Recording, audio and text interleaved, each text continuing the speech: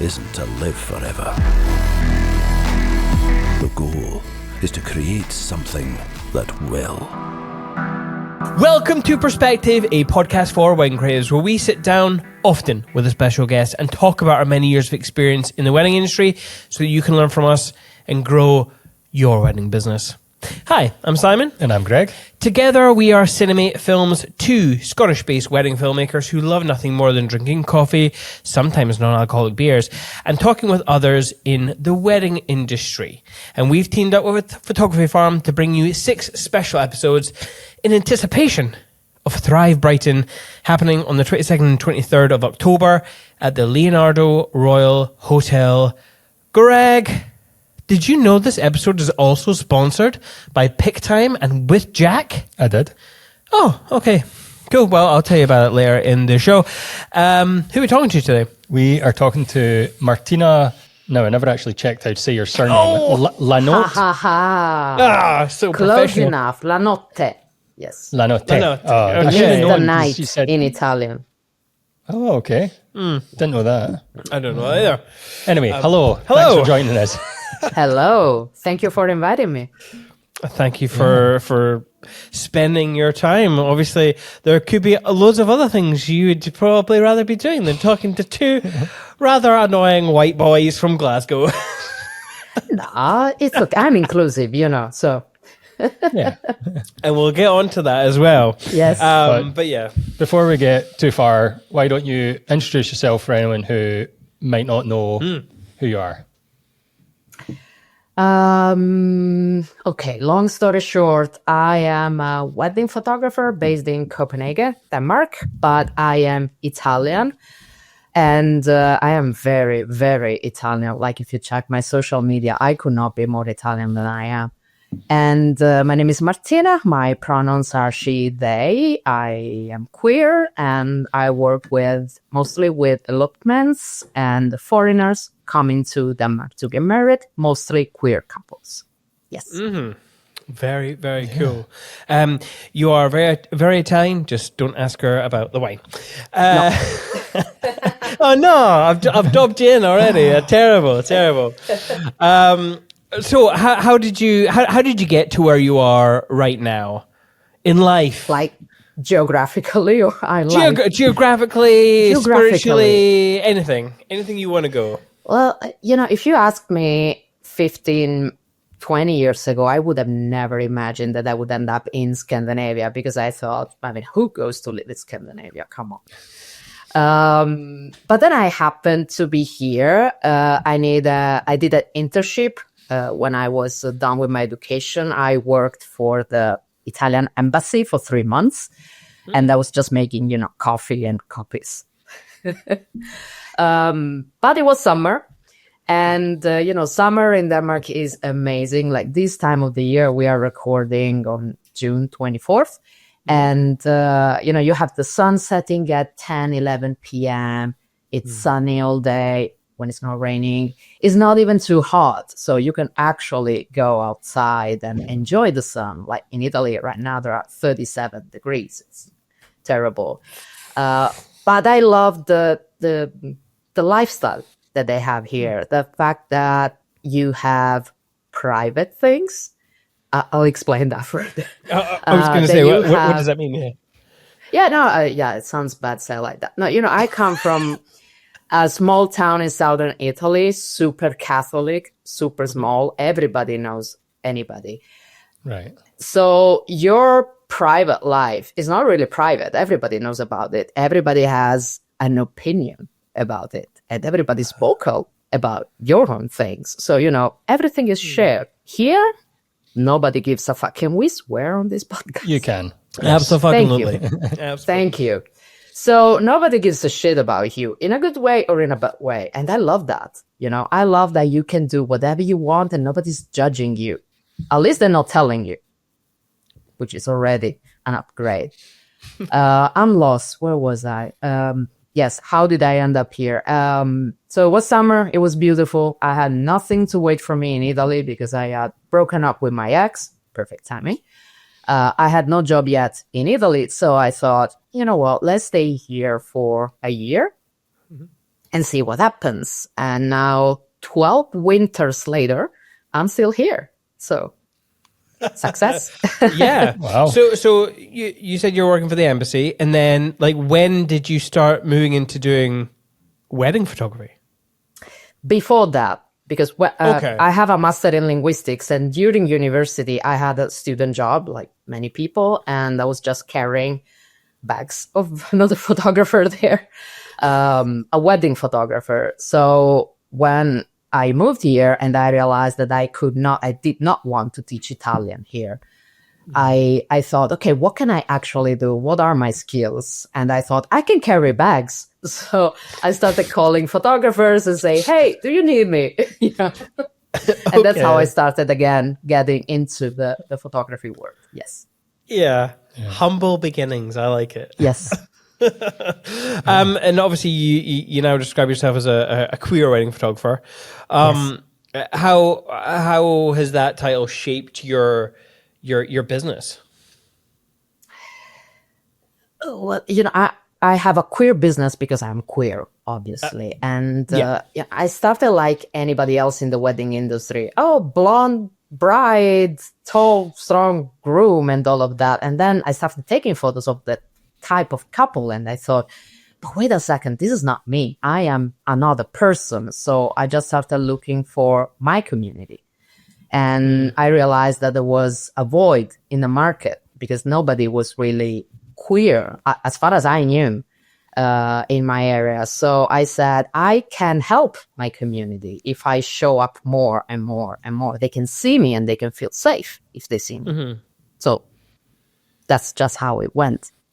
Yeah. And is that from, I don't know much about Copenhagen, but from what I believe, it's quite an inclusive city. Is that part of the reason why you're still there and why you base the business there? No, that's just random, honestly. Is it? Oh. Yeah, it just happened. I didn't even know that, you know, it was a destination for elopements, Copenhagen. You know, I didn't know anything about it. It just happened. I was lucky because I was here.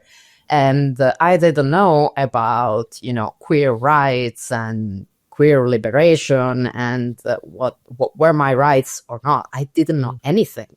I even remember the first time I went to Pride, I was shocked because it was a party. And, you know, I come from a Catholic country where Pride is still a demonstration. You know, we throw stones at the police. Here, it was a party. The whole city was involved and it was so welcomed. I felt so included in the life of the city. I was like, I want to live here. You know, I'm not going back to Italy. Fuck that. Yeah. Do you think, I mean, obviously you mentioned, you know, a completely different mindset there, but do you think a business like yours or even a creative as yourself would be able to thrive in that sort of environment, or is it very much still quite oppressive in that way? In Italy? Yeah. Or here? In Italy. I don't know how to answer this because the world is going somewhere else. And, you know, last elections in Italy, that it wasn't pleasant to see what's happening there. So I mean, at the moment, I don't think I could have the same safety that I have here. And I wouldn't feel confident being as exposed or exposing couples and talking about this. But that's also why I'm doing it, because from my place of safety, I can actually do something for the community, because I've seen that it's important to see that there are others like you in the world. You know, I grew up gay in a super Catholic town, the only gay individual, like that's how I felt actually, because internet, I mean, was just, there were no social media back then. I'm not going to tell you how old I am. I'm 38. Same. But, you know, I grew up thinking it was just me. And if I had known that there were others in my hometown, it would have been much different. It wouldn't have been as difficult. I wouldn't have escaped when I was 18. I was like, you know, goodbye. I'm going to live here. Yeah. Yeah. Did, I mean, how could this not? But did that play a part of your personality in your own development? Of course. Yes, Yeah. of course it did. Yes. Because I have anger within me and I'm using it, I'm challenging it to help others. Yes. I Yeah. guess. I hope I'm succeeding in that. Yeah, I like that. What exactly, like, how do you see your anger being used to help? Well, last year it was really difficult because after the American elections, I was a little bit, not a little bit, I was down. I thought, the world is going that way, and I'm here taking care of a community that's disappearing, that they want to erase, and I'm working with weddings. I felt so stupid playing a part in an industry that is so, it didn't count anymore for me. So I spent months thinking, I cannot do this anymore. I just have to get out of this industry. But then I talked to a friend of mine and she said, yeah, of course you work in with weddings, but you are in one of the few countries in the world where you can do that, and you need to speak out because it's people with a platform, with an audience, with a voice that have to speak out for the people who can't. So you can use your power to show others that there is a way, that there is a community, and it's power and responsibility to do that. So. Now in these few last weeks, I was like, you know what? Fuck it. I'm just going to be as loud as I can be. And yeah. Yeah. I mean, us here in Scotland's been usually quite a progressive country in terms of, it was one of the first, if not to legalise same-sex marriage and stuff. What, I think you mentioned in planning for this, the bureaucracy in Copenhagen is quite easy. What did you mean by that? It means I never got married, so I just know what I heard. But you don't need a lot of paperwork to come here and get married. You don't need to be a resident, first of all, and that's already something. Yeah. You don't need a long waiting list to come here and get married. You just need a few papers. And you don't even need, as far as I know, a birth certificate, which is great for trans people that don't have to show up, documents with that name. Yeah. So that's incredible. And what's funny? That half of my clients come from Germany. And that speaks volumes about German bureaucracy. I mean, even straight couples, they just say, you know what, fuck it. Let's go to Denmark. Let's cross the border and get married there because it's easier than bureaucracy in Germany. So yes. Yeah. But also you arrive here and then you go to City Hall and everybody is smiling, everybody's welcoming you. They know that you are there to sign papers, but they still, they walk the extra step to make it nice for you because they know it's a milestone in your relationship, not just your legal life as a couple. Yeah. That's so cool. You mentioned that you didn't, you just happened to be living in a place that was inclusive and kind of a destination for Lomans. When did that realization come about? And was it fairly obvious? No, it wasn't. Not for me. Because at first I started marketing for Danish people here. I had no idea the foreigners were coming here. And then I started noticing that City Hall was always full of foreigners. And I was like, well, what's happened there? So I just started tapping into it slowly. And then slowly, I became a photographer for foreigners almost exclusively. Like I don't market to the Danish market anymore because I think there are enough Danish photographers speaking Danish that know the culture and everything. And foreigners, they would feel confident having another foreigner here. But also, it's not just, people, I mentioned Germany, it's not just German citizens that come here to get married. It's usually expats in Germany coming here to get married. So they are familiar with expat life, and I am an expat. So that's, perfect. Do you find yourself working with people coming to a destination? Do you find yourself having to be to some extent a wedding planner for them, like helping them with locations and helping them with accommodation and things? Is there part of that to your job? Well, sometimes they ask, yes, and I'm glad I can help. I'm not a planner. It means I give suggestions. If they ask me where should we find a hotel in, I just say this area. That's it. I don't want to have anything to do with that. But if they ask for restaurants, I'm all in, because I am a foodie and I'm like, here.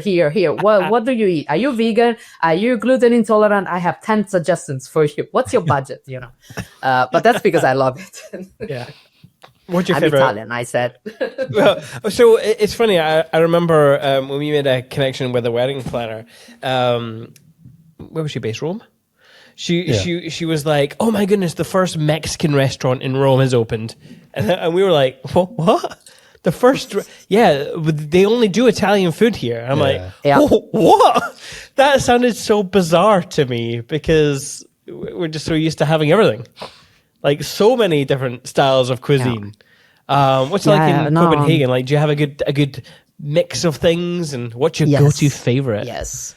But my experience is, if the local cuisine has a strong tradition, like in Italy, it's really hard to make it for other type of cuisines, Copenhagen is, we have the new Nordic, the gourmet things, but that's new, so that's why everything else, enough space to grow and develop here. So you find anything, really. I love it, because you can have anything. Yeah. Yeah. And what would you lean towards? If a pal of yours was like, let's go out for dinner, where would you be going? Japanese. Me too. Yeah. It's good. Yeah. I do. Although, I've been to Japan, and now it's really hard to have Japanese food in Europe. It's done. I was going to say, it's not the same. Like, yeah. I just went to a Japanese restaurant when I was in France last week, and it was one of those ones where the robot brings your food to the table. Oh, yeah? And the food was okay, but my son, who's 3, loved the fact that his food was getting delivered by a robot. I bet. It was good fun. Yeah. Yes. Are you joking? No? An actual robot? Yeah. Like, was it on a rail or something? It's like a little food tray robot thing. Like, there's trays in it, and it brings you food. It's got a wee cute face on it. Right. Okay. So it's not like a conveyor belt like a with human. the food is coming around. It's not like a human. They're coming for our jobs, everyone. The AI is coming to serve you food. There you go. It's one of the jobs that nobody wants to do, so they're very welcome to take it. Oh man. Let's get on to your actual photography. Go to your website. There's a focus on like authenticity. I think you used that word, authentic. Yes. Over post perfection. What does that mean to you in actual practice? It means that, I just want to tell my couples that they come here, they spend with me 3 hours. Or sometimes it's not the entire day, because it's just me and them, and I don't want them to spend their wedding day with me, So it's just a few hours. And I tell them, during those 2-3 hours, I want you to be yourself, which sounds such a cliche, but I want to explain what that means. It means that I'm not gonna take Vogue perfect photos of you. I'm not gonna take photos that I think look cool. I'm gonna ask you who you are, what your type of relationship is, what your love language is, and then I'm gonna tap into that to build photos that, you look at them and you feel like, this is how we would look like if there was not a stranger taking photos of us. This is us having a walk in the park. So I don't want to force anything onto them. That's what I want to create. So something that resembles their own relationships, not my idea of their relationship. Yeah. So if you're dealing with a couple and you've sort of explained all that to them, but they're still a wee bit shy and a wee bit uncomfortable in front of camera, what's like your go-to tips for breaking that awkwardness and helping them relax? Like, how do you break through that sort of wall? Well, I usually send a questionnaire before with loads of questions, personal questions, like what do you do in your free time? Who is the big spoon? You know, that type of thing. So they already know that I know something about that. And then on the wedding day, I talk a lot. You know, I am an introvert, but I talk so much with strangers. But I talk about them. I'm great at asking questions and not talking about myself, you know. So I ask them what they do, what their favorite thing is, and they slowly open up. But I'm also very interested in people's life. I guess that's also why I do what I do. I like to work with couples, not huge weddings, because I can connect more to people. So that sort of connection helps me taking better photos of them. And I guess they can all feel that there is a certain level of empathy there, that they are understood, that, you know, I don't want them to feel that I am a stranger, a level of anxiety, because people come here, they are in a city they've never been, wearing clothes they usually don't wear, doing something that is new to them. They are alone in this city. There are no guests. And then there is this stranger coming there 5 minutes before you get married, shaking your hands and say, now I'm going to take photos of you. And you've never done this before, you know? So I don't want to be the extra level of anxiety. So I try to be as understanding and as, you know, as friendly as I can be. Hey, I'm Ashley from With Jack. I'm one of the sponsors of the Perspective podcast. With Jack helps to keep photographers in business by supporting them financially and legally if they have problems with a client or they make a mistake in their work. We've all had that fear of our CF card or our hard drive failing and losing important photos. You can find out more at withjack.co.uk. Head over there and find out how we can help you be a confident creative. When you go and take photographs of a couple, do you have like a pre-planned idea of maybe not what images look like, but what you want them to do or go or be? Yeah, again, based on that questionnaire, if they tell me that they are, they like to be quiet, that they're not big party people, fun people, then I imagine that we can have slow-paced photos. Then maybe they also tell me that touch is their love language. Perfect. So I focus on gestures, for example. Yeah. Or if they tell me that their love language is, I don't know, act of service, I make them talk about that. Like, when was the last time you got a present from them that meant something to you? You know, something like that. So they're there, busy talking, thinking, and they forget about me. So I'm running around taking photos of them. They're just there saying, you know what, I really liked when you gave me that present because this, and that, you know. So it's, that's how I build images. Yeah.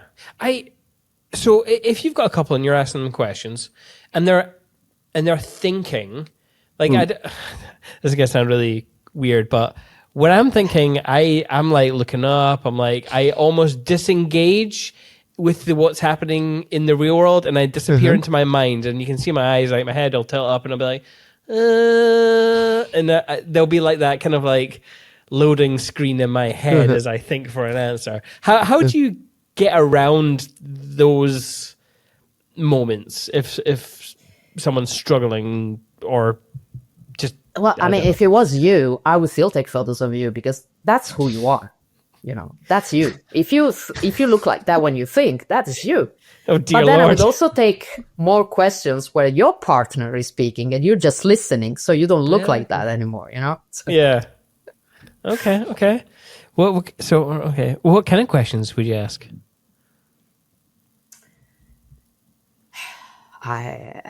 Is that too much? Is that too hard to put? No. Yeah. Like last time we were talking about bananas. Bananas. Well, I had a personal trainer and he said that he always takes bananas when he works because it's a healthy snack. So I said, okay, tell your partner if you like ripe bananas, green bananas. What would you like to do with bananas? nothing sexual, just cake. Is it pancakes? Talk about that. And this person was busy, you know, talking like, I really like pancakes and blah, blah, blah, blah, blah. You know? Yes. Yeah, I can come up with all sorts of shit. Yeah, no, fair. So it's like you're trying to find like almost like a throughway topic. Like a banana could go in so many directions. Yeah. No, it could go into the, like you said, the healthy foods aspect of it, or it could be like, it could spark their childhood, like, not childhood, the childlike being like, oh, let's go innuendo. Like, it depends. 'Cause I see some photographers kind of forcing their way into those particular subject matters, and not every couple is gonna be into the whole sexual innuendo type thing. Yeah. No, and it just, not at all. the mood just goes really flat. Yes. So that's kind But of cool. also, you are a person they don't know. Why do you want to talk about sex? That's Yes. weird. Yes. Yeah. Yeah, it is weird. But then some wedding traditions are very weird. Like, let's just acknowledge that. It's just some of them are just icky and disgusting and weird. What are these weird traditions that you have in Scotland now? I want to know. Oh God, no! Let's not go into Okay. that. Well, yeah, was that a genuine question? Was that? Yeah, it was. I mean, the whole, well, you don't really do bedding ceremonies anymore. But my mind, God. well, we actually have a couple who want to. They want to like ironically do one to annoy their parents. Yeah, which I'm like, oh, that's intriguing. All right, cool. Let's go with it. God, yeah. The whole white dress meaning virginity, and Yeah. all those kind of little things. I'm like, Yeah, I see. anyway. Where were we? Do you have any like oh shit elopement stories? Like either like something that just you'll never forget, or something that just sticks with you. Oh, yes. How long do we have? I have loads of those. All the time in the world. All right. So let me think, because I have many. Okay. So I work with queer couples most of the, like 98% of the time. And before the war in Ukraine, there were all these couples from Russia coming to Copenhagen to get married. And I was like, why are they coming? It's not like they go back to Russia and they are married. It's not by law there. So, and I asked one of these couple and they said, well, if we want to escape, it's easier to do it as a spouse rather than as a friend. So that's why we do it. And I said, no shit. Right. Look at me. My privilege is blinding me and I don't even think about this possibility, you know? Yeah. And then there was another Russian couple after the war started that, they had to fly through, I don't remember, but like Azerbaijan, Turkey. The trip was long to get to Denmark because there are not direct flights anymore. And their bank account was just locked. So they couldn't pay me. Oh God. And they arrived and they gave me this, they gave me cash in US dollars and it wasn't even enough. But they said, this is all we have. Can you please accept it? Oh my God. Wow. And I said, yeah, sure. No problem. You know, I just want to help you because of course you are in troubles right now. So, Yeah. Oh man. Yeah. Can't imagine. That's cool. Well, by the way, good job, because I'm sure there are other photographers who would not take that route. They'd be like, you're not paying me? Maybe. It's all right. I'm not doing it. yeah, maybe. But I've also been in situations where I needed help, not financial help, but maybe another type of help. And I think that if we don't help each other in this world, who's going to help us? So it's good karma. Yeah. Yeah. Very nice. Very nice. So you've said about the wedding industry and how it's sort of stuck in the 1950s. Yes. Tell us a bit more about that. And like, yeah, it feels like maybe 4 or 5 years ago, there was maybe some progress being made in the industry, but it seems to have fallen back the way recently. So Tell us a bit more about your feelings on the industry right now. Big sigh. Okay. Oh no. Okay. So, well, when I was a child, because I am a Southern Italian, I went to loads of weddings of the relatives. And I saw weddings, and what I saw was, the man was there, like cool. He would never fucking smile, and he has looked tough, and he can't enjoy love, he can't have fun or anything. And then I saw the bride, and it was the best day of her life and all that bullshit.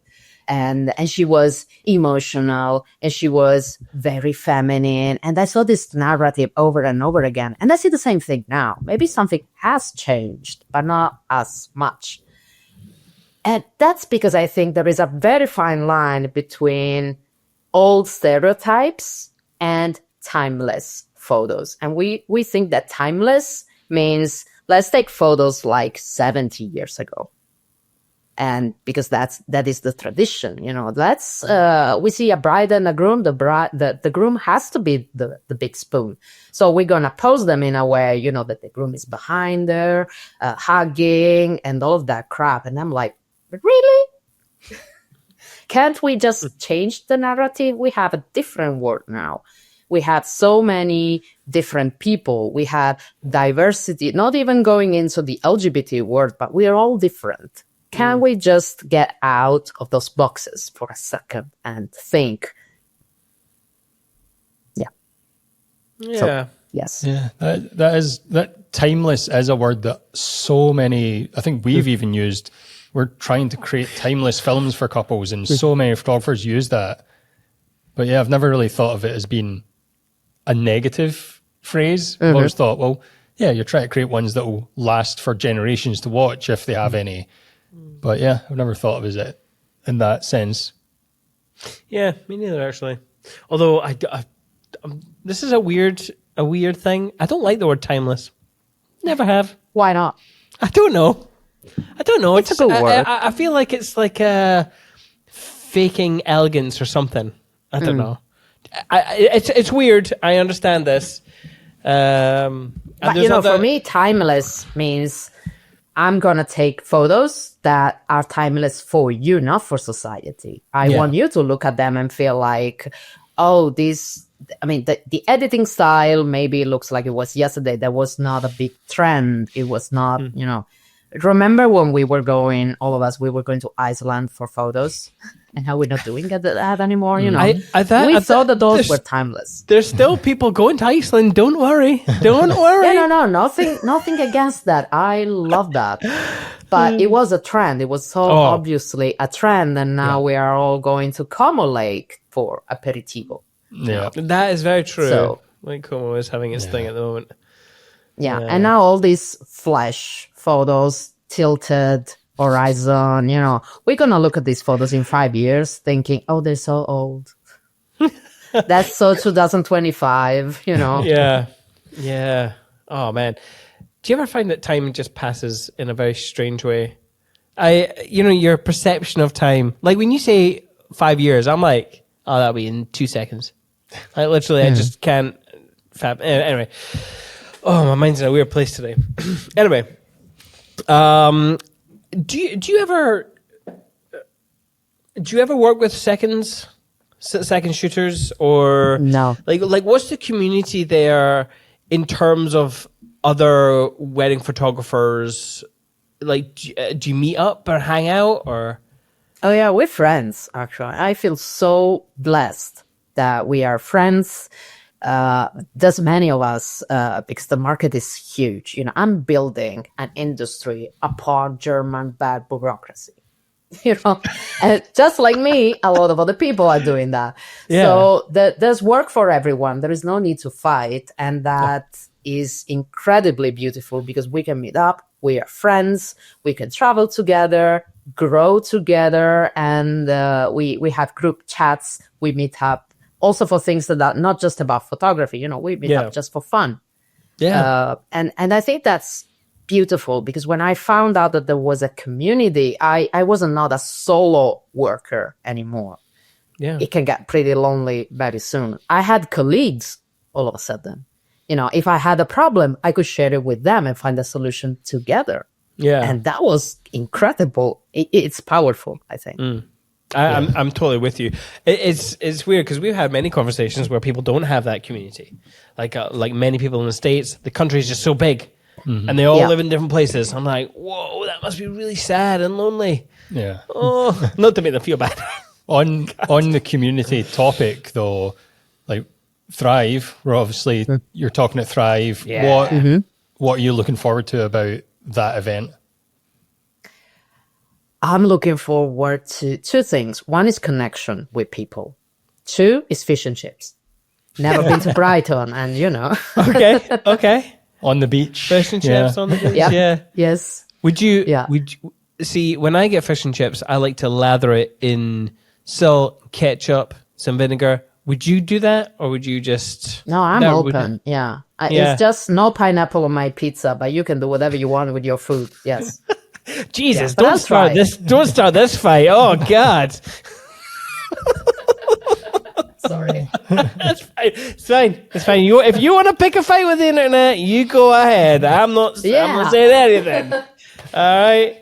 So what No, but going back to Thrive, yes. Yeah. I'm looking forward to the connection to people because I've never been to Thrive before, but I know that it's not a huge place with hundreds of people, so you can actually connect to whoever is there, and I'm looking forward to that, to have this type of relationship with the crowd. Yes. Yeah. And what can the crowd expect from your talk? I don't know if I can without giving too much away. reveal anything, but it's gonna be about portfolio, about what to include or what to not include in your portfolio. Ooh. And I don't think I can say more than that. I don't know. Sorry, Lisa. No, that's fine. She'll love that. Building up the intrigue, selling tickets on, what's it going to be? Gotta go to find out. Absolutely. Yeah. I'm pretty sure the podcasts are just meant for our listeners to get to know you and the type of work. Yes. Just so that you don't need to answer or fill in those kind of gaps when you're there. That people already know you, and so you'll just be talking exactly about your talk and whatever you're going to be doing in your shoot session. Yep. Can you give us a little taster of what your day 2 session is going to look like? At least give us something. Oh, yes.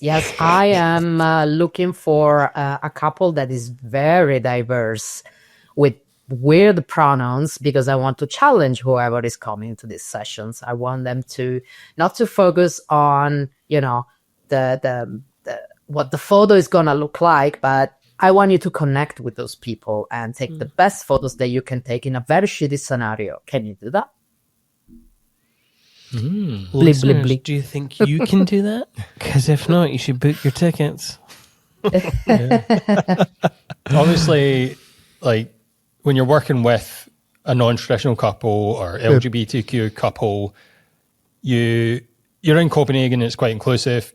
Brighton, as far as I'm aware, is very inclusive as well. Is it not like the UK capital? How do you create a safe space for your couples on a shoot? You talk to them. It's as easy as getting to know them. You ask them about their pronouns. You ask them what their dynamics are like, and you just make them talk and talk and talk. And, people love to talk about themselves. I'm not saying that in a bad way, but it makes them feel heard. It makes them feel like there is a connection here, and they feel the safety that, I try not to judge anybody in general. So if people don't feel judged, it's incredible what they're going to tell you, and where the conversation can go. And that is the key, I think, to just build up on safety. Because I cannot just say, you're safe with me, come here and be vulnerable. And they're like, who the fuck are you? Yeah. Okay. Yeah. How would you, for those who maybe haven't dealt with a variety of different couples, like how do you avoid gendered instruction, for example? Well, first of all, what are gendered instructions? Like, if you have to pose a couple, and are you the type of photographer that says, you, groom, you do this, and you, bride, do that? Because you are dictating what they're gonna do. What I do, even with straight couples, is I need someone here that leads. Like, we're taking a walking shot. One person is leading the other. You two decide who is gonna do what. So it's not on me to tell them. But you really have to deconstruct a lot in your life to get to a point where you don't gender anything anymore. Even drinks in a bar are gender. Have you ever tried to go to a bar with a girl, a date, your wife, your partner, whoever? You order a cocktail and a beer. You're going to get the beer. Even if you order the gin and tonic, and they're going to give her the cocktail. So that is the mindset that we have to deconstruct. And that's the bar, but it happens in so many aspects of life, like a photo shoot, so it's just thinking, where is the problem that I am creating as a photographer? And destroy that and build on your foundation again. So it's not difficult to become gender neutral in a way, but you have to put the work. Yeah. I do think a lot of people worry about doing the wrong thing. When it comes to working with people. Yes, of course. It's like we're walking on eggshells. Yeah. And it's so easy to get into a shit store. Of course, people are afraid of that. And I'm sorry that happens. But, there is a learning curve with anything. And I also make mistakes. I still today, I make mistakes with pronouns sometimes. And, but, you can do better. The mindset is not, I have to be perfect today. Tomorrow, I'm going to be great. I'm going to nail everything. You have to try to do your best. And then you're going to build up on that. You're going to become better and better and better. When you started your career, were you perfect? I bet you weren't. So we all made so many mistakes, but we learned. So making mistakes means, okay, what have I done wrong? Can I do better than that? Can I improve and go ahead? Yeah. What are some common mistakes that you've seen wedding vendors sort of make? Very gendered websites, to the point that you see, like, you have to fill the form and you find his name, her name, and LGBT couples are already okay enough. Next.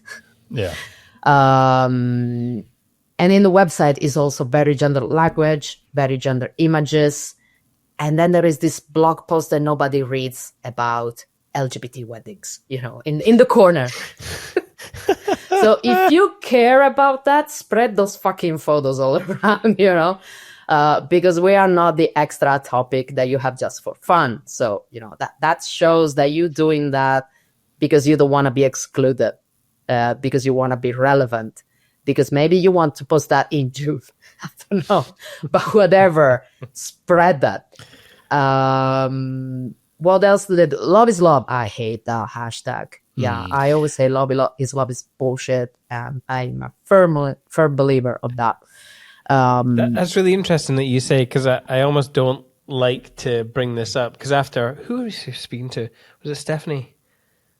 And she mentioned that love is love is a generic hashtag that people just post and shit, but it actually doesn't mean anything because, like you just said, it's not. Because people stop at that. They think, okay, that's all I have to do. Done. And I'm like, no, that's the beginning of a conversation. It's not the end. There are so many other things that you can do to be inclusive, like change your language on your website, spread photos of queer couples all over, and post content not only in June but all year around. Go to Pride, have fun for a Saturday. Don't go to work, just go to Pride because it's a nice party and we have the best music. So yeah. Who doesn't like a Beyonce night? Agree. Exactly. I suppose we're going to ask about what photographers should stop saying, but we're kind of thinking that. I mean, it is interesting because even I sometimes still make I'm saying that as if I'm the be and end all. Like, it's so easy to make even gendered, thought processes that are wrong in their assumptions. Like, groom, lead the bride.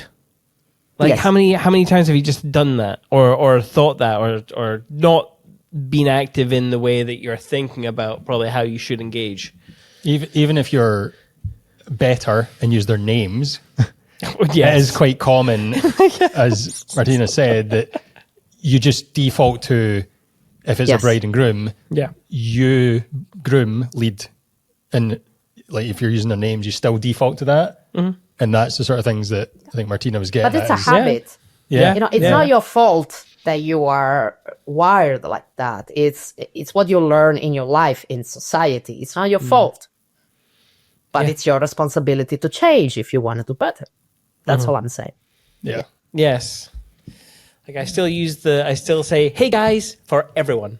That's not, I know. Don't make me hear that. I know. Yeah.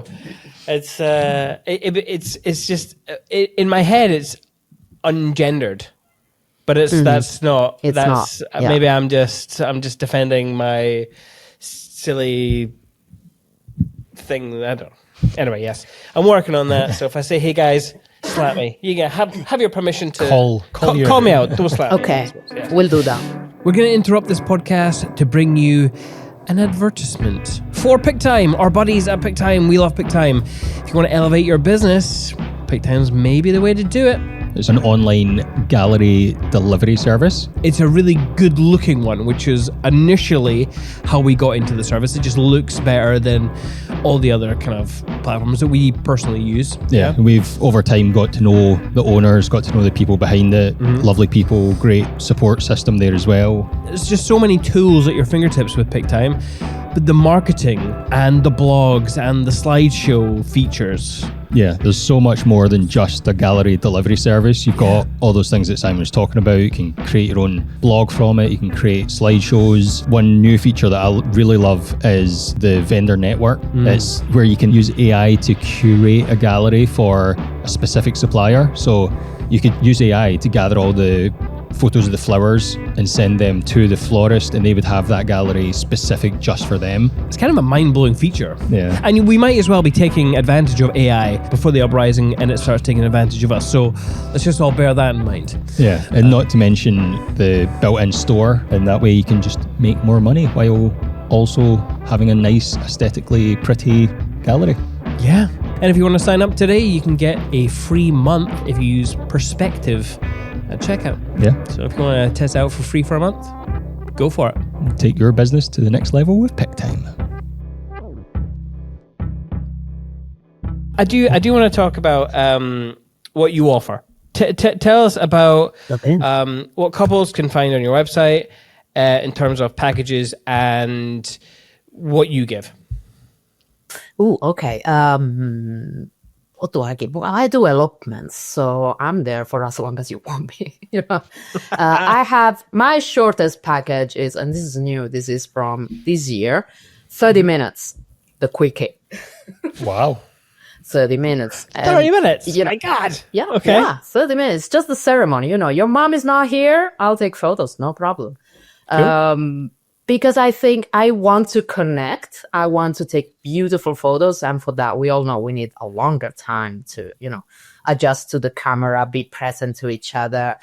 But it's not that all the photos are for me. Some are for them. So if they only want that, who am I to judge? I'm going to be there to take those 30 minutes sessions. Fine. And then my biggest package is 5 hours. Actually, that's for elopements. Then, of course, I can do the whole day if you want me there. I can travel all across Denmark and abroad if you want me. But I hardly offer prints. I really don't do that. Yeah. And that's because I work with people that travel, so they cannot actually see. They cannot see the samples. They cannot, I can help them do that, but I don't offer that because then, I have to ship them and it's the logistics is complicated. Yeah. Yeah. Yeah. So it's a set amount of hours on the day and then Yes. digital gallery afterwards. Yeah. Yes. Yes. And I am very quick at delivering photos also because I use, can we sponsor Imagen? I use Imagen for the editing, and that has make my editing time so much faster. Like I'm a train now. And I deliver loads of photos. In a way, I believe that I'm the one responsible for choosing the photos. That I know I have the eye to know which one is the best. But then on the other way, I also think, but if I have 3-4 photos like this, the same composition, 3 or 4 that are different, there are those slight changes that people perceive and they think like, oh, but I prefer the other one because I look better. And they only can know that. So I deliver all of that. Yeah. Interesting. Okay. Yeah. Okay. So Wait, if you're using Imagen and your post-production's sped up and you're really quick to edit, how many of these elopements are you shooting or aiming to shoot in a year? Well, this year I'm trying to do better because I almost burned out last year. Last year I was at 90 plus.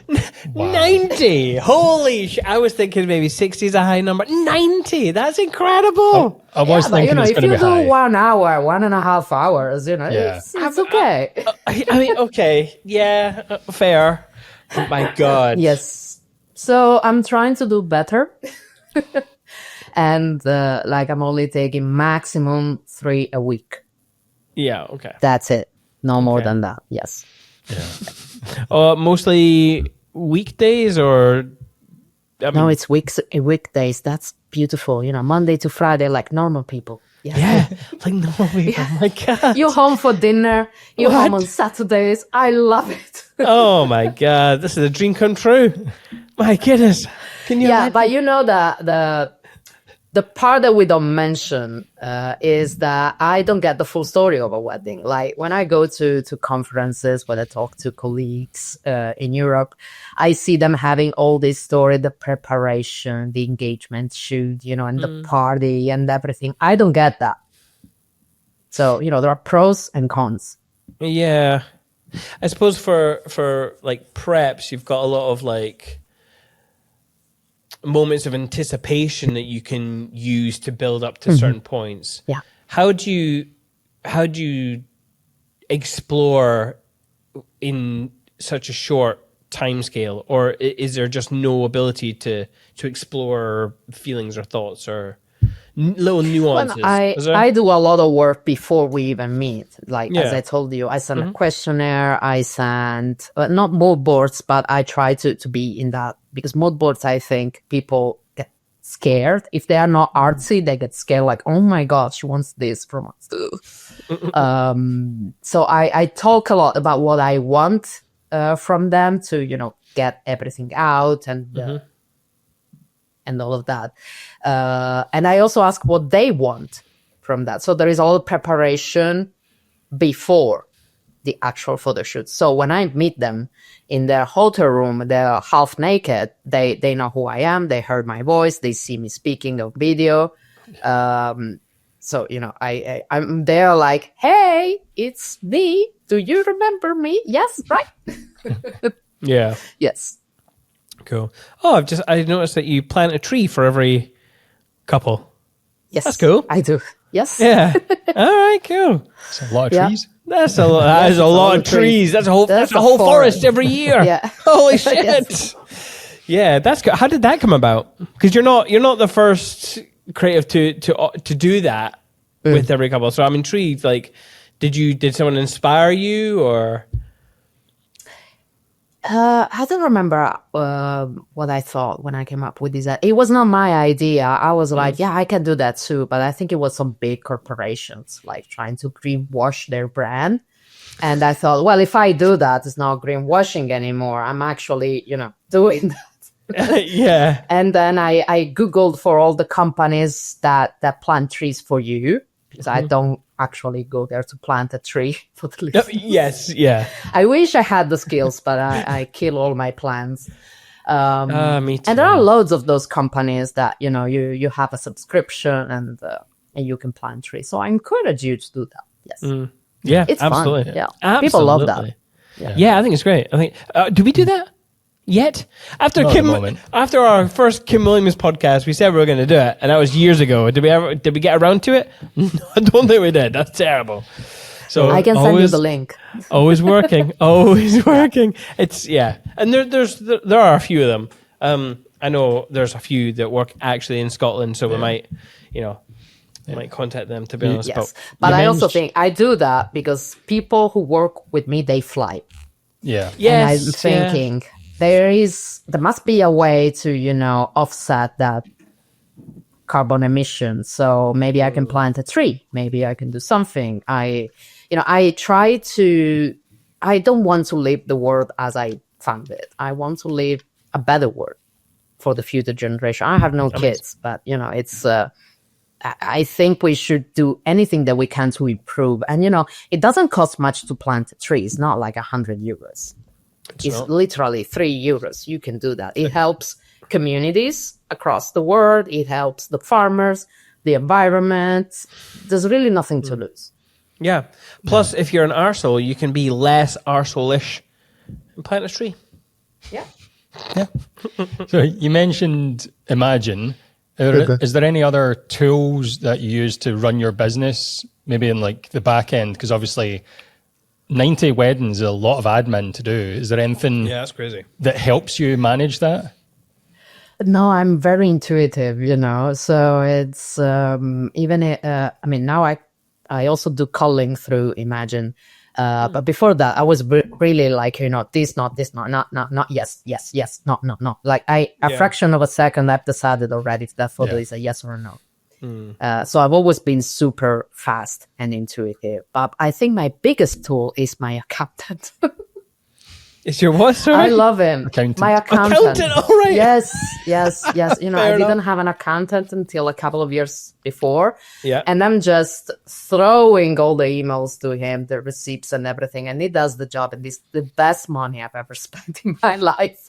He just sent me emails saying, you have to pay these on this date. Yes. Yeah. Thank you. Yeah. Okay. It's a boring thing to spend money on, but it's so freeing when you don't have to do it yourself. Yes. But also I made some mistakes in the past years with taxes in Denmark because, the whole system is in Danish. And it's difficult even in your own language. That when it's a foreign language, it gets extra difficult. So I made some mistakes and I had to pay some money back to the tax system. It wasn't much, but I felt like really stupid. And I was like, why am I doing this by myself? I'm not an expert. I can outsource this and be free. Yes. Yeah. What's your, are you VAT registered and all that kind of stuff? Or yes. Yeah, you have to. Yeah. Yeah. Are you happily going over that threshold of, I don't know, what's the, because I don't know what the Danish. I don't know the Danish system. I don't know the Danish system. Is there a level that you can only, that you essentially have to cap yourself at, or you pay more tax? Yeah, but that is so low that It's so low. Yes. Okay. Yeah. Taxes here are crazy. Yes. Okay. Can you? Yeah. Are you knowledgeable enough to run us through it? Honestly, I don't wanna. No, because I'm afraid I'm gonna say the wrong numbers, and I don't want to. I'm just gonna say that we pay a shitload of taxes in this country. Yeah. Then we get something back. Healthcare is free, education is free. You even get paid to study. Great. A lot of things are with the system, so the system works, but still. It's not. Yes. Yeah. I mean, we've got the same kind of similar with the NHS and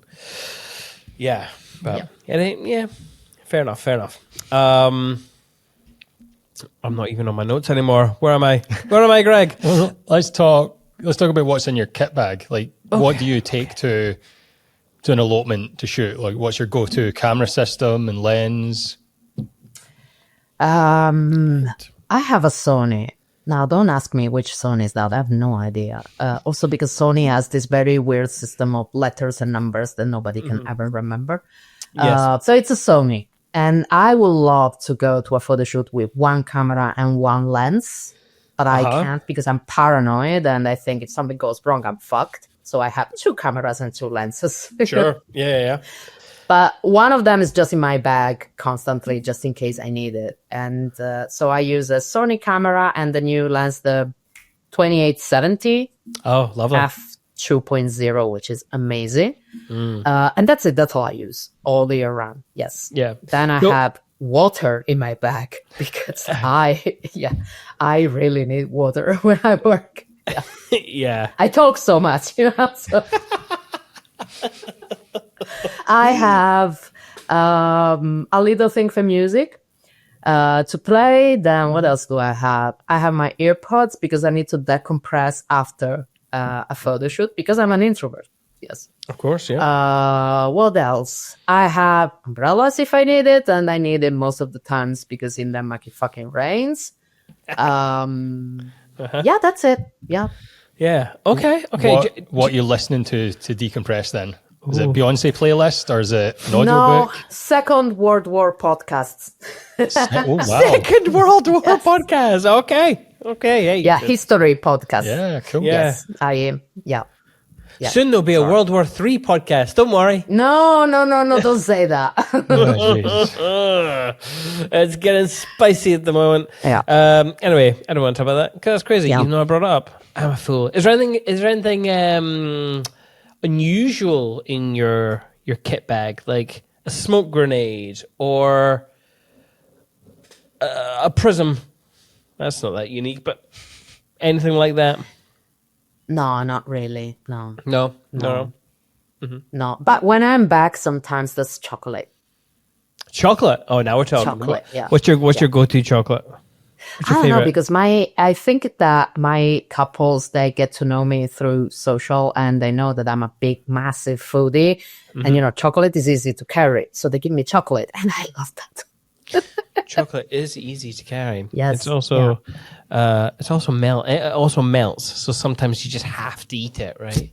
Oh, yeah, but here it's 19 degrees. It's fine. The right temperature for chocolate. 19 degrees. That's still hot for me. So if you're going to thrive, take some of your local chocolate. That's from Martina. right. Yeah, give I Martina like some milk chocolate, by the way. milk chocolate. Okay. Yeah, no fruit. No fruit, no nuts, no nothing. No, What about nuts some are caramel? okay, but Caramel? I don't like raspberries in my chocolate. I don't like this weird mix. Just chocolate. Yeah. And definitely no fucking pineapple in your chocolate. Come on, people. Yes. Yeah. Did you mention an umbrella in your bag? Yes. Yeah. A clear umbrella. Yeah. Yeah. Is that... so you mentioned a lot of rain. Is it, like, do you find it quite hard to shoot in the rain? Or, like, what's your approach? And are couples kind of hesitant to do stuff with you because rain or anything like that? Yeah, yes, of course. I always have to ask in my first meeting, I ask, if it rains on your wedding day, how are you going to take it, like emotionally, mentally? Because, chances are high, even if it's July. It's raining outside right now, by the way.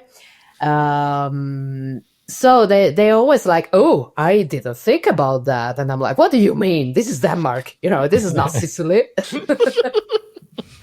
So they are prepared. And I say, if it rains on your wedding day, don't be scared because I do weddings in January in this country. So there are things that we can do. We can, maybe we can go to a cafe, maybe we can go to a museum, or maybe we can play indoor somewhere. There are things that we can actually do. So don't be scared if the weather forecast says shit. We're gonna work with what we have. And it's all just for them not to be panicking when they see the rain. But I was in Aarhus, another city in Denmark, a couple of weeks ago for a wedding, and they planned this beautiful outdoor garden ceremony.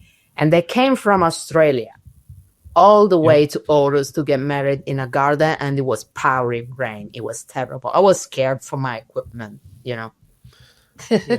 Yeah. And but you know, the photos turned out incredible because it was raining. So there was another atmosphere. They were very intimate. They look very magical because of the rain. So that is what I tell people. Like, if it rains, you can be disappointed by the weather, but it's still gonna look like something. Yeah. I love rainy images. I think you get some of the most fun out of rain. Yeah.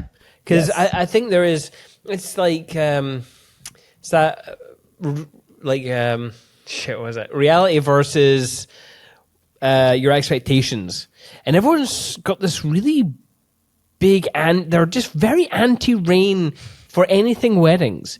And I think when, which is, this is weird to say, right? But everyone knows what it's like when it's raining. But for some reason, they think it's going to be a fucking shit show when it's just a wedding. And so when it's just, oh yeah, it's just raining on a day that we just happen to get married. I think there's a lot of pressure release. You know, it's just like, oh fuck it, we'll just go with it. And I think, well, I don't want to assume for every couple, obviously, but for a lot of our couples, they've just been like, because they have, like, we do a lot of Scottish elopements. Scotland's known for rain, and you know, you're out in hills, and they're like, oh, is there a plan B? And it's just like, no. Yeah. No, There are there's not even not. trees there. There's no trees. There's nothing. So just like, in fact, what was it? Was it the last elopement? And it was just like heavy downpour, soaked to the bone. And there was a couple, they're slightly older. They had their 3 kids, and their kids were just like shivering away in the rain. And I don't know, we were all just like smiling away. Yeah. Yeah, This but was imagine just, the story that you're going to tell afterwards. Like, it was Yeah. raining so much on our wedding day, blah, blah, Yeah. blah, you know. yeah. Plus, I mean, the content that we got was amazing. You had the kids doing their readings, battling the rain, just like Yeah. Wow. drinking whiskey in the rain, like Not the kids. not the kids, not the Okay. kids, not the kids. Sorry, them with their quake ceremony. I don't know. There's something really special, and I had on a 360 camera, and you should see my face half the time. I'm just like this. The biggest smile ever. I'm just like, ha! Either that's because I'm really cold and I just have to like lie to myself because I'm not cold, or I'm not cold. But I was having a good time. It was good. Yep. But yeah. Yes. I'm sorry, that was a bit I think of a segue. my hands stopped working at that. I was like, I can't get this camera off the tripod. I'm like, I can't do it. Yeah. Martina, do you have any crazy stories like that? Like you've just been caught in a downpour and there's no escape? Just go for it. Well, now, you know, luckily I have a backpack that's rainproof. So I don't have to be scared about that. And I have a rain jacket. You know, I'm Southern Italian. I needed to get used to this thing. And still today, I'm like, oh, fuck my life. It's raining. So but then I think I've done this before. It turned out great. I can do it. They can do it. It's all good, Martina. It's all good. Yeah. You'll be all right. You'll get through. But there is, you know, the Southern Italian within me that screams and says, what is the sun?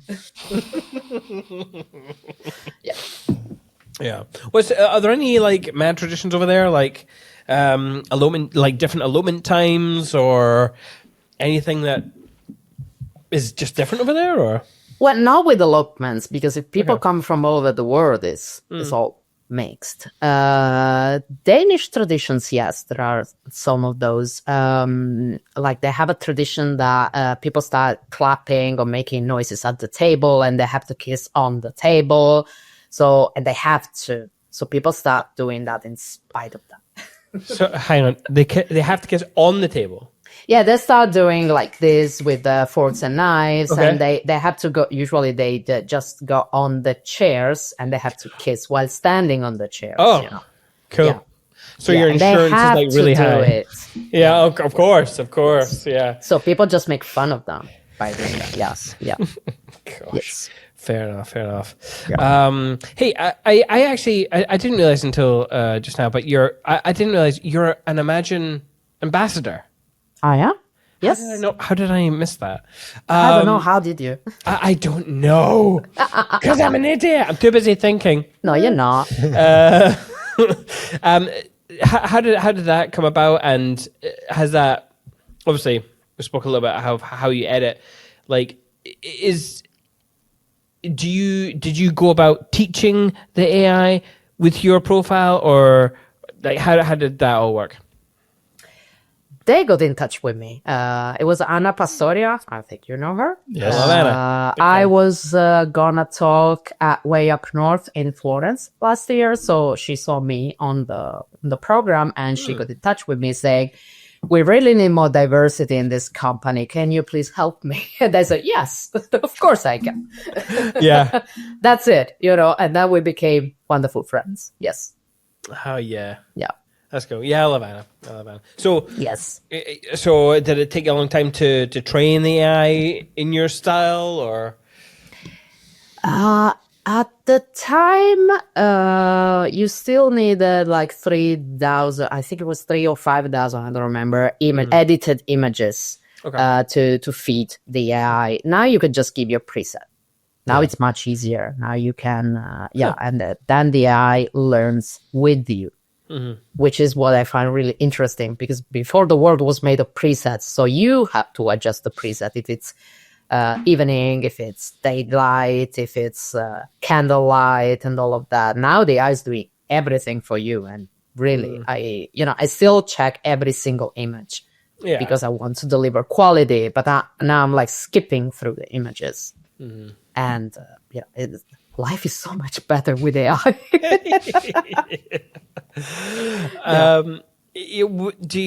When you deliver your images, are you using any platform for that as well? I'm using Pixieset. Yes. Pixieset. Okay. Yes. Yeah. What about Pixieset do you like? And what features do you use? Or do you just... I just need a reliable platform to send digital files. Yeah. And that's all I need. So yes, it works great. Yeah. In terms of like delivery, do you do anything that's kind of unique? Or do you just send a link to the gallery and then I just send a link to the gallery? Yes. Yeah. Okay. Do you do like slideshows or anything? Sorry? Did you do slideshows or? I used to do that, but I realized that people at Looping don't really give a shit about that. But because it's just them. If there were guests, if there was a big story, then it would make sense. But if it's just them, they even feel overwhelmed. Like, oh, well, what are we gonna do now? Are we gonna, do anything cinematic? Oh my God! I work with shy people, as you can see.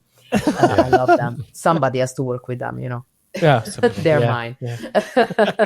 So no, I don't do slideshows anymore. If they want me to, I will happily do that, but I don't push it anymore. Yes. Yeah. How was your experience of Way Up North last year? Yeah. I've been way up north every single time since Copenhagen in 2022. I don't remember. That was my first one because it was right here. Of course. And then I just kept going and going and going every time because I love the community. I love the fact that, you go there and you find the same people and you catch up with them and, you connect with them. Speaking them was incredible. I was on stage for like 10 minutes. They had 2 sets of talks. One is like a usual talk, 45 minutes, 1 hour. Then they have these sets of 10 minutes where slides are out of your control. You have 1 slide for every minute and it changes automatically. Can you believe that is so hard? But I was like, I only have 10 minutes and I have a lot to say. So I need to be super efficient with my time. So I studied. I didn't go there and ramble something. I was like timing my speech. I was really working and rehearsing because I wanted it to be perfect because it's only 10 minutes. And it was incredible. I loved the adrenaline that I got there. Yes. But I love the Way Up North family. Yes. You loved that adrenaline even as a self-proclaimed introvert? Incredible. Yes. Yeah. Yes. Okay. I'm trying to get out of my shell, But then I still need to decompress a lot after that. I remember after being on stage, I really needed a beer. I wasn't even 12, but I really needed it. Beer was the strongest alcohol they had. So, Yeah. Yeah. And did you go to the party afterwards, the wooden banana party? Yes. Yeah. I am not a party person because I'm an introvert and I hate dancing. But yeah, I went to the party to talk. I quit smoking, but if I was still smoking, I would just be outside smoking and talking to people. That's my favorite part. Yes. Yeah. I'm the same. It might be my age, but see if a pub is too noisy and I can't hear the other person on the table. Yeah. I get old man grumpy. Yeah. And I turn down that music. Damn kids. Yeah, I'm the same. Yes, let's go outside to talk in a good way.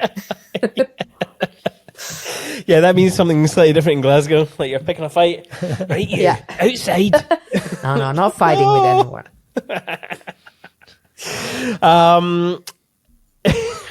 Yeah, I wanna. We're almost at show and tell, but I do want to know if there's been any moments that have shaped your approach in business or in life that we haven't talked about already. I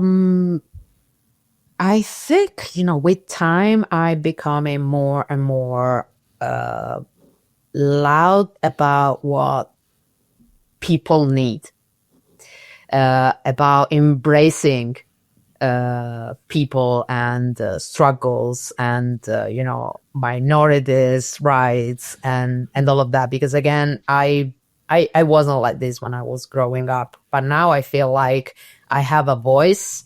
And if I don't use my voice to help people who don't have a voice, then what am I really doing in life? I'm just working for myself, and I don't want to work just for me. I am a community-based person, What was the question again? I'm sorry. Just major life lessons, I suppose. To Life simplify lessons. Yeah. It's or anything that shaped you. Yeah, I always try to make people feel seen and understood. Because in this world, we are all like me here and there, and social media. Just look at me, my achievement, and what I'm doing. And I'm like, fuck that. Let's talk about you instead, Yeah.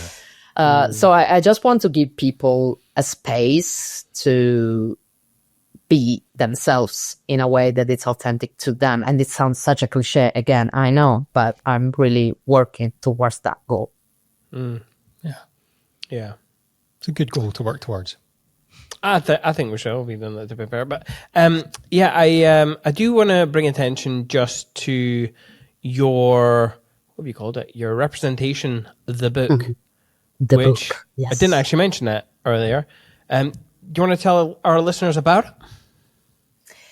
So the book was an idea that came to me when I started seeing in June and only in June my fellow photographers posting content of LGBTQ plus couples just to, say, I am inclusive, come to me, work with me, and then do nothing else. And I was like, are you shitting me? That's all you do. And I thought, okay, it's not their fault. These people don't know what to do to be more inclusive. So I'm going to tell them because I am a queer person. I know. So these are the instructions. And in the book, you can find informations like how to change your website, how to change your communication, how to get to know the community. And I'm even explaining all the letters of the alphabet, like L, G, B, T, Q, A, I, it's a lot. Yeah.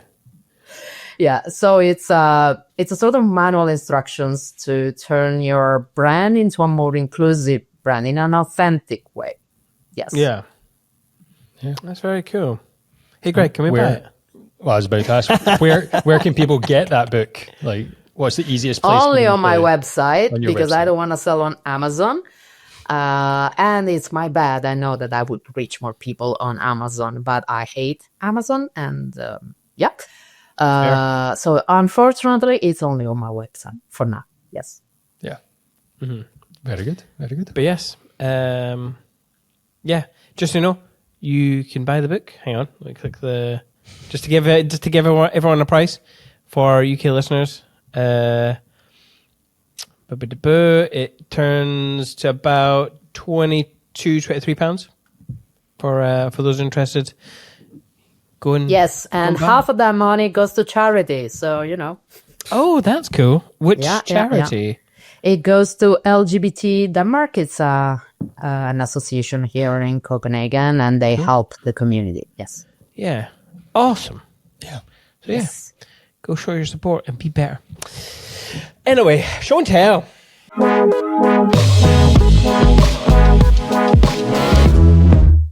So this is a section where I've just picked a few of your images. We can talk about them either on a compositional level or I want to know the backstory. So I like this image quite a lot. Why? I quite like the alternative couple, as in the color of hair. I don't know, like the greens are natural. And after our conversation with, who was it? Oak and Iron, and they were talking about how difficult it can be to shoot in. Well, they mentioned Disney, and that has its own thing. But this is obviously a. Oh my God! What theme park? A theme park. Thank you, Greg. Theme park. Yes. Jeez. Oh. Yeah, I quite liked it. I quite liked it for that. By the way, I said alternative couple. That was kind of weird, but yeah, kind of rock and rolly vibes. Yeah, but I do want to know more about why you're here. What brought you to the theme park? Any difficulties around shooting in what I can assume to be quite a busy place, but there's no one here. There's no one here, so I'm because intrigued. there is AI. They all disappeared. They all disappeared. Yes. Okay, amazing. There were people there. Yes. There were people there. Okay. Yes. Well, I've done a great job. We went there. Personally, This theme park is in the city center. It's right next to City Hall, which makes it so easy for, eloping couples out of City Hall and just walk there. And we went there because it's really that. They are really playful and they were giggling like kids. It was a wonderful day with them. They were really a lovely couple. I love them so much. We still, are in touch. And that's cool. Yes, so I try to be in touch with all my couples. Oh, you do? Do you have? I try to on Instagram or WhatsApp. On Instagram, yes. Yeah. Instagram, yes. Oh, that's cool. Yeah. And sometimes I pass by the hotel where they were staying, and I take a selfie, and I'm like, I'm thinking of you. I hope you're well. Yeah. Okay. So how did the theme park come around? They decided. I'm not the one deciding the locations. I usually give options and say, if you want the traditional Copenhagen, we can go here, or if you want the theme park, we can go there. And then they choose. I'm intrigued. Where, so you take this image, and then I'm assuming more obviously. Are you going on the rides with them? Are you No, I don't do rides. You don't do rides. Hey, I don't do it. No, I'm an old lady. No. The roller coaster, I fucking hate it. No. Okay, you know what? We're talking the same language now because I too don't do roller coasters. I like a roller coaster. No, I get travel sick too easily. Get me at the bar. Get me at the bar. I'll hold the bags. Kids, you go on whatever it is. Yeah. Great. Yes, I just want to chat with people. Yeah. Yeah. Yes. So in terms of but what we did there was I told them, if you want to go to the theme park, we can spend there, I don't know, 1 hour at the time of our photo shoot. We spend it there, and then I leave, and you are there enjoying in the rides without me.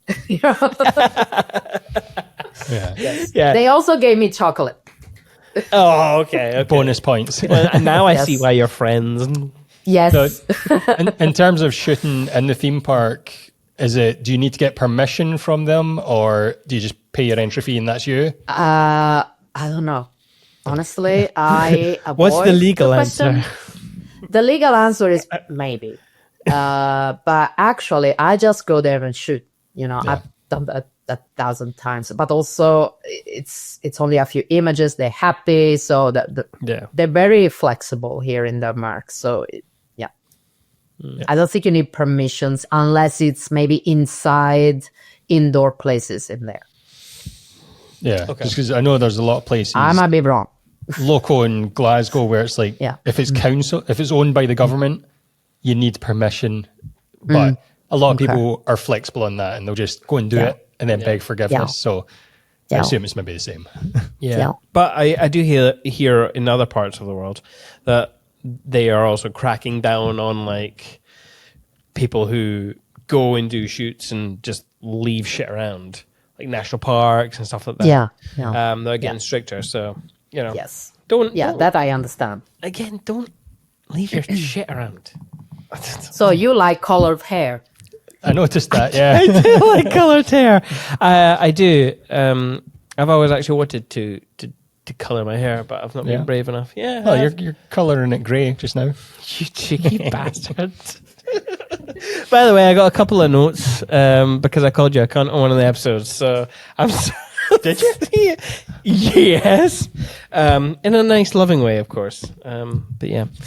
Anyway. I really like this. I really like this because it seems so intimate and not in a way like if you imagine what an intimate image would look like, what you see a lot is like from the other side, you see people's faces and they're all like, oh, I fucking love you. You're usually getting told what their emotions are. Yeah. Whereas in this one, you're like, they could be extremely happy. They could be really sad and emotional, but it feels intimate no matter what. Yeah. And I think, I don't think it matters what feelings they're feeling. Because they'll probably see this and remember what they're feeling. But the fact that we can't feel that with them is quite a powerful image. So I like only they know what they feel. I love that about the image, yes. But before this photo, she told me that is her anchor, her rock. In a way that every time that she comes home, she likes to talk to him and knowing that he's there to embrace whatever she's feeling. So we went that direction for that photo. Yeah. Was this image taken with forethought, as in you knew you didn't want to show their faces, or no, it just happened. It just happened because I didn't tell her to hug him like that. Yeah, they just did it. So when I saw that, I was like, oh, okay, I can go behind them now. yeah. So like you mentioned earlier in the episode that they get lost in each other and you just run around. So this was literally you just running around getting the other I run angle. a lot. Yeah. Yes. So there. I mean, how many images from this moment would you have taken? I don't remember because that was many years ago. Okay. But many, I think. If that was the mood, I don't just take one photo and then I break the mood and we do something else. Yeah. So if that is the mood, I just lean into it. Yeah. Yeah. How'd you exit? Say mood. How do you break from a mood once? I'm almost thinking about this answer, but I'll just go for it for the listeners. Once you've taken the images that you've taken, when do you tell the couple to move on? Like, go. I don't. Great. I don't change the mood. They do. Yeah. Because once we are in that zone, I keep being there because I think this is who they are. If they want to change it, it's on them. And then as soon as they change the mood, then I'm on board, Yeah. Because I'm not like I want to leave them abandoned and, they decide anything and I'm just there to click. But I also want them to decide who they are, what they feel, So that is on them. Yeah. Yeah. I'm just channeling their energy, but it's their energy. Yeah. Am I right in saying that you bring music in your camera bag? Yes, I do. Yeah. Okay. Yes. So to a degree, you are sort of influencing a part of the day, right? I'm assuming. Yes. Is the music for you or is it for them? It's for them. Yeah. Okay, But they cool. decide the music. I just play it. Right. Because okay. in the questionnaire that I send, I also say, what kind of music do you like? Are there songs that are about you too? What kind of genre do you like? So then I take these replies and I say, okay, it's Beyonce again. So yeah, no, but usually it's very romantic things. Yes. Yeah. Okay. Yeah. And do you? And it's also interesting to know what kind of music they listen to. Yeah. So we also talk about that. It gives you many ways to have a conversation, Yeah. Mm-hmm. Yeah. Yeah. Is there certain points in the day where you'll put that music on, or is it on for most of the shoot and just on your bag and it's just following you around? No, it's usually after maybe 30 minutes or so when we get more relaxed, because the first 30 minutes are a bitch, I think, for anybody. And they are overwhelmed and they don't know what to do. And maybe in that case, music can be even distracting. Yep. So I'm just going to tell them, we're going to take the uncomfortable photos now. You're going to feel like shit, but they're going to look good. So, just go through this and then we meet at the other side where you feel comfortable with me, where you feel comfortable with yourself. And that's where the magic happens. So these 30 minutes are, a trial in a way to get to the good part. Yeah. And they trust me usually. Yeah. Okay. Okay. Or at least they say so. Yeah. There's been a few others that we'd put the music on kind of at the start because the start is so hard. Yep. To help kind of quell their. I mean, usually couples, again, a lot of times they've been told what to expect, but they won't know exactly. So they are feeling kind of tense, and you're right, there is that kind of like, it's about 30 minutes, right enough. Yeah. But do you put the music on your phone and then slip it in their pocket, or do you I have usually it on hide it where I cannot see it. So Right, maybe behind them, next to them on the bench, somewhere. Yeah. Yeah. Okay. Yeah. And then what? You put the music on and then you just say, have a little dance, or do you even say No, anything? we talk about this photo. Like in this case, what do you like about him? And she said that he's a rock. And I'm, digging into that with questions. I've done years of therapy. I'm great at that. So I'm just digging and digging and digging. Yeah. And I know where to, go. So just to get something out of them. And when I see that they are in that mood, then I'm like, okay, let's play music. Now stay here, lean into this emotion. I'm leaving. Yeah. Yeah, Okay, I'm taking cool. photos for a minute around you. So don't worry about where I am. Just stay here, talk if you want to talk, smile if you want to smile. You don't have to, but, do what feels okay in this moment for you right now. Yeah. Yeah. I love that. Yeah. Good Next stuff. image. Yeah. Oh, I like this one. This is City Hall in Copenhagen. So I love this image of yours. There's something, me personally, I lean into the darker tones of an image more so. I prefer the rich colors that you can get when you kind of underexpose an image to a degree.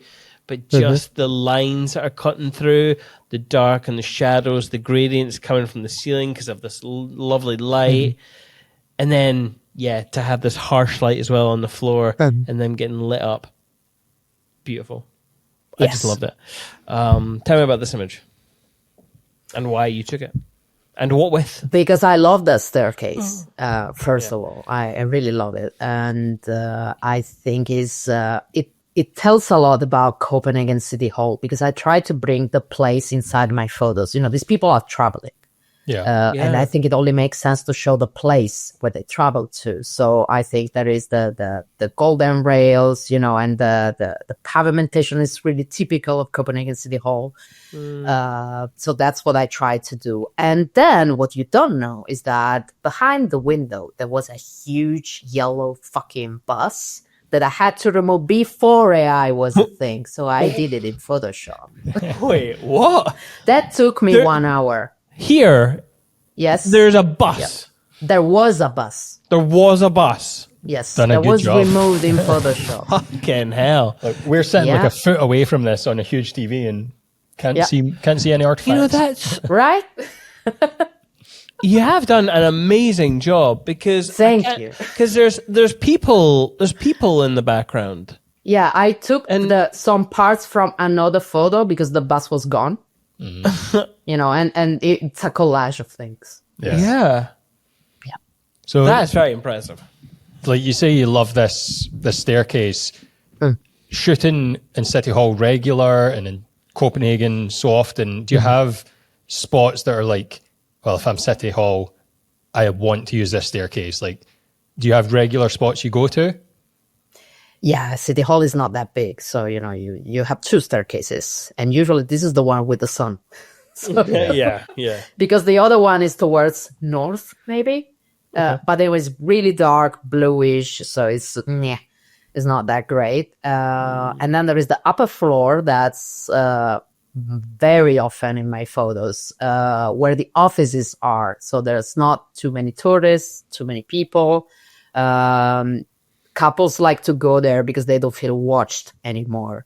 And there is this glass roof at City Hall that's like the blessing of every wedding photographer in Copenhagen, because it brings natural light inside the building. Right. It's a huge glass roof, so that the place will look like shit without that. Yeah. Literally, yeah.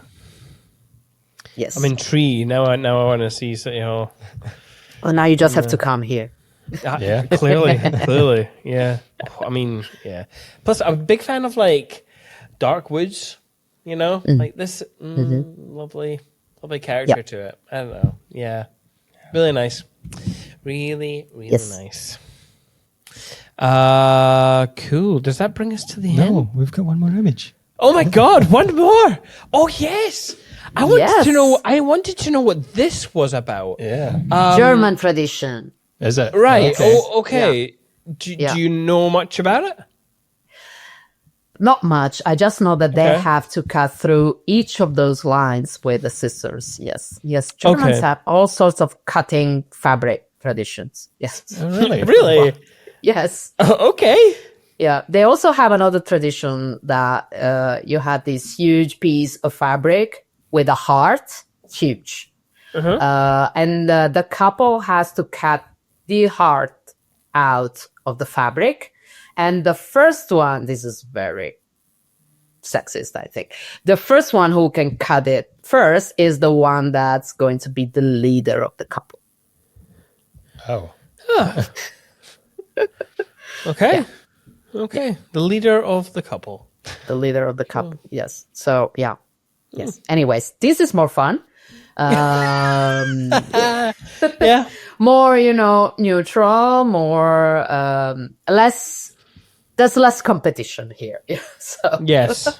Yes. yeah, no, this was a lot of fun. It was also a wonderful weddings because they had guests from, I don't remember which country the Asian man was from, but the other one is German.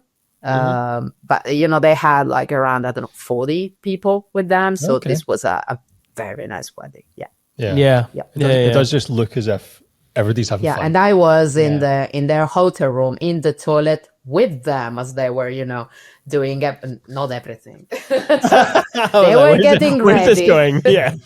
Yeah, they were getting ready. But I love the photos of them in the mirror, and then there's also me. Yeah. Yeah. Yes, I'm gonna post that one. I'm gonna write it down and I'm gonna post it. There's two things that I like about this image. One, the stone is the same color as the ribbons, which it might sound a wee bit weird, but if there's any sort of ribbons in Scotland, it's tartan. and there's just tartan is all sorts of colors and combinations. It's just there are a lot of tartan over here. So it feels quite nice. The second is their technique, and maybe this is part of their tradition, but they're both cutting the same ribbon. Yes. And and I like this one compared to the other tradition that I said. Yeah, it's less of a competition. Yes. Do it together, like, for fuck's sake. Yeah. That being said, maybe, like, you know, like me and my wife, when we go to make the bed, you know, when you get to the bottom buttons at the bottom of the thing, one starts at the other end and one starts at the anyway, it's a race to the middle, and whoever gets to the middle button wins. Maybe it's like the first person to cut a ribbon. What do you win? You win. What do you win? You just win. Just glory. Make it Just more win. fun. bragging rights. Is that what it's called? It doesn't need to be that deep. You don't have to win anything. No, it It's doesn't just- have to be deep. It's just. I mean, I will put food on the table. I'm you shake sorry, I'm a hands? foodie. we shake hands and go, well done, that was good. Or we wrestle. There's a lot of wrestling. I'll give you that. There's a lot of wrestling. Let's not get into that. for that last Yeah. button. Suitable wrestling, you know, no like blood or anything. Anyway, I think that was the last image, was it? It was. I've been fairly good with 4 images. I tend to get Okay. carried away, and with 90 weddings that you do a year, you did have a lot of images. But yes. So we obviously don't need to ask for any book recommendations because you've got your own book. You've got your own book. Yes. Yes. That's the only thing to recommend here. That's right. Yeah. Yeah. Yeah. And in the book, I have recommendations about movies, TV shows. So it's not just studying, it's also fun. Like, go and watch this TV show because it's fun. Yeah. Wait. So there is a list of things. wait, There is what's- a quiz in the book. Yes. Really? There is a Okay. privilege quiz. Give us Privilege quit. Oh, Give us God. one- Yeah, check your privilege. give us one movie recommendation from the book that's in there. That's cheating, Greg. Paris is Burning. It's a Paris documentary, yes, is about burning. the trans community in New York, I think it was. Yes, in the 80s. That's fun. Yeah. Is that on YouTube or is it Netflix or Is that? No, I don't think it's on Netflix. You can watch it on maybe YouTube. You can watch it on YouTube, believe it or not. Yeah, Cool. The whole thing, it would appear. perfect. Yeah, it's old Yeah. enough, I think. To Is it black and white? Oh, how No. interesting. black and white. I have to check it out. Oh, that's cool. All right. There's more Yeah. homework. Yeah. We've got a lot of homework recently, Greg. It's going to be great. Cannot wait. Yeah. All right. Well, I guess that does bring us to the end. Yeah. Martina, thank you very much for joining us. Thank you very much. This was fun. good? Where can people find you online if they wanted to check out your book and your work and all that kind of good Well, stuff? there is my website and there is Instagram, and I bet you're gonna put something where they can click because it's much easier than me saying, because spelling is not my strongest suit in English. We will have a link in the show notes. Thank you. we will have a link in the show notes. Yes. And people can find us at perspectivebycinemate.com. Our Instagram and YouTube is at Perspective by Cinemate. Greg, are you ready to thrive? Of course. Even though we're not going. But, listeners, get ready for your 2-day All-Star Wedding Photography Conference taught by 6 phenomenal speakers. 22nd and 23rd of October at the Leonardo Royal Hotel in Brighton. The best industry sponsors, small group sessions with the speakers, beautiful portfolio content. You do get your lunch, and there are some snacks, which is cool. Talking of cool, Brighton is a cool city full of cool vibes, so that'll be fun. You get a goodie bag, by the way. I know. Last year I put them all together with the help of a very few group of us. So that took a long time. So you appreciate your goodie bags, people. They take a long time to put out. You get your friends to hang out with, your industry peers. And Greg, did I mention the snacks? You did? I did. Oh, good. Buy your tickets to Thrive, folks, and have a blast.